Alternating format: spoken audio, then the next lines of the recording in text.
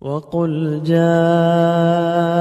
الحق وزهق الباطل إن الباطل كان زهوقا وننزل من القرآن ما هو شفاء ورحمة للمؤمنين ولا يزيد الظالمين إلا خسارا.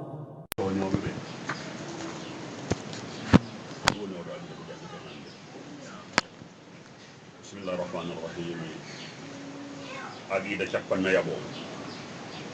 في بند من دي عقيدتنا في الوظيفة في الدولة الظالمة في بند من دي في فونكسيونيريا غانغال ويتي وظيفة في غولو غونغول كا غوورنمان توني إذا كان معاونة الظالمين ستوي واللندري غولي تونيو ببن وإمام ماتي باوتوكم ولو بشق تمرة هيسكو بين فرون تمرورة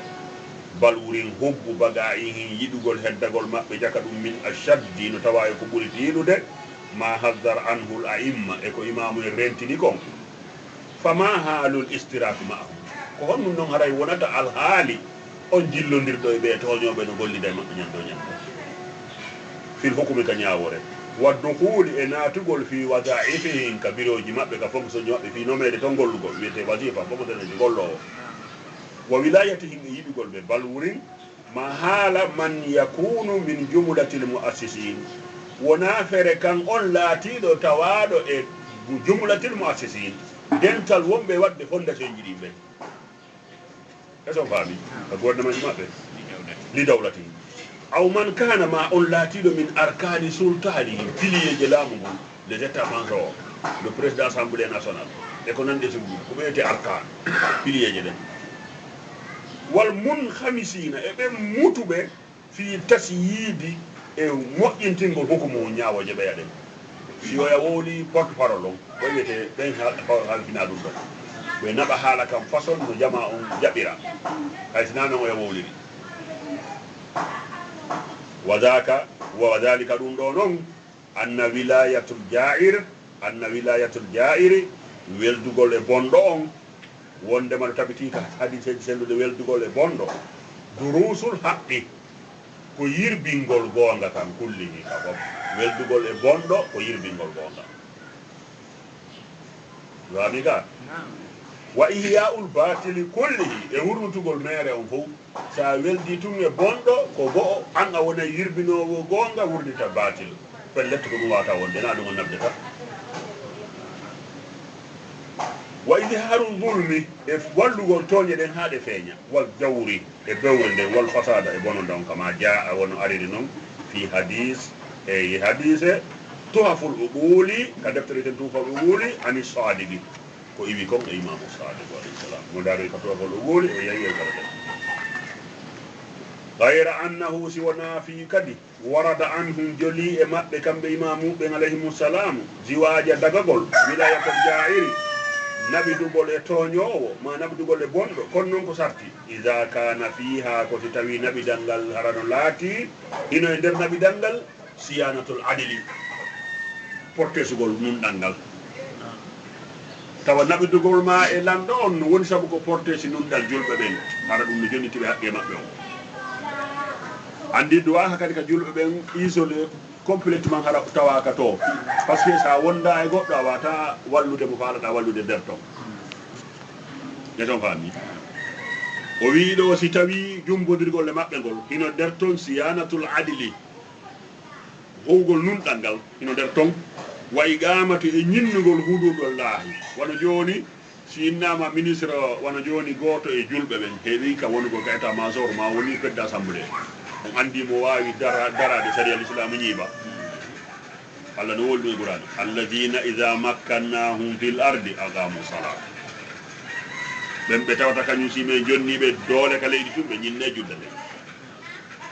wa atawu zakat jakka on be tem yadi sharia on tabitay dum do juldo no duwa yaadude mabbe sabudu fi o portes go en kam parce que mo detto piiji buy ko be bi lorrugol dina kam way defande wata waso ala to bien wa igamati hududallah wal ihsani harano wonani sabu moƴƴagol ilal mu'minin fade julɓe suuma e ari siko ka président assemblée woni ngama ko ministre de commerce mo wawi wiide formellement interdit ɓeydigol prix walla julɓen ɓaytina ɗum suuma e sari prix ɓeydete wal amru bil ma'ruf ɗum no hara kadi wallay fi ñiɓugol yamirgol ko moƴƴigol wanna hayyanel munkari o wi imamu ɓe no maki inna lillahi allah hino mari fi abwabi dolama ka dambuɗe toñoɓɓen to allah no mari ton woɓɓe man nawwara llahu bihi l bourhan ɓe allah dayguiniri dalil hara ɓen no ton ɓe golludude e zalama kono ko yimɓe allah haɗɗan si goɗɗum suttike bonnugol haqiqa on tum ɓe daroto ɓen no ton exemple joni très simple ɓuran no yiyeti en fimi kana rajulum min qawmi fir'aun rajulun min ali fir'aun yaktumu imana ɓayɓe waɗo conférence on bani siɗɗano fir'auna andi on ɗon ko tawanoɗo ka assemblée fir'auna kono yaktumu imana mo suuɗi gomnangal nder gam wonde moussa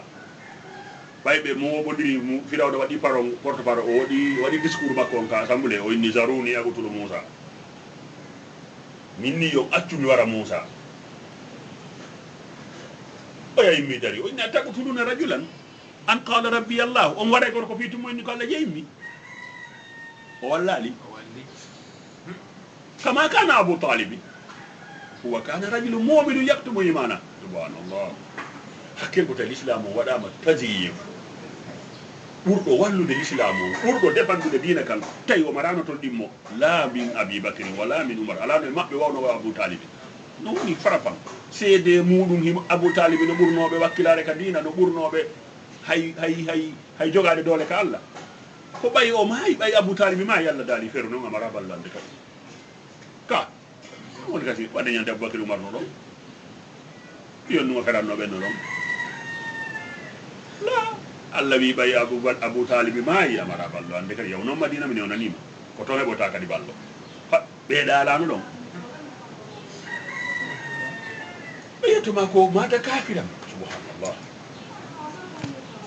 law adhara al imana hara o feññino iman makko kanko abou talib waraynomo law ko ɓay hiɓe felliti kanko e maɓɓe hiɓe naɓiɗi to kono kanko mo felliti kanko nelaɗo wondi o tawi ko ɗon o wata walde nelaɗo ko ɗum wiyete taqiya allah wi illa an tattaɓu minhum tuɗatan si tawi a huuli bomɓe ɓen ɗa wawi faminde ɗon wondi kono aɗa andi on wonda ko kanko woni awwalu man awa alam yejidika yatiman fa awa na kanko atti dankade nelaɗo allah noon wiɓe dankiɓe nelaɗo ko ɓen tigi woni julɓe o daali hon walladina awaw wa nasaru ulayka humul muminuna haqqan allah wi abou talibi ko muminu haqqan ɓe ɓay ɓe yennima mali duuɓi 13 ɓe tawi ɓe wata wiide ko kefere ɗum ɗon tabita ɓa hay ɗum ɓe wino ɓe tawi ɗum wata tabita ɓe indi bon d' accord en wata hefindinde ali kono ɓen makko kefere lanni ɓe tawi ɓena ɓir ɗon tawi hino waade karam koɓe allah sunna fewn ɗo no yaltini defte alimay temeɗɗe abou talibi mata muminan goɗɗo maɓɓe ne windi deftere o winde mumine gouraysi abou talibi mumine gouraysi ɗoɓe kadi yalti kombo walligo kaɗo dina hewti abou talibi embargo mo duuɓi tati embargo ɓe hiwratake ɓe okkortake nelaɗo e famille mum okkortake hiwratake mayde si ɓe yata goɗɗo yata mayde maɓɓe abou talibi ɗum datɗon ka galle makko wona ba duuɓi tati o firtali duuɓi tati o firtali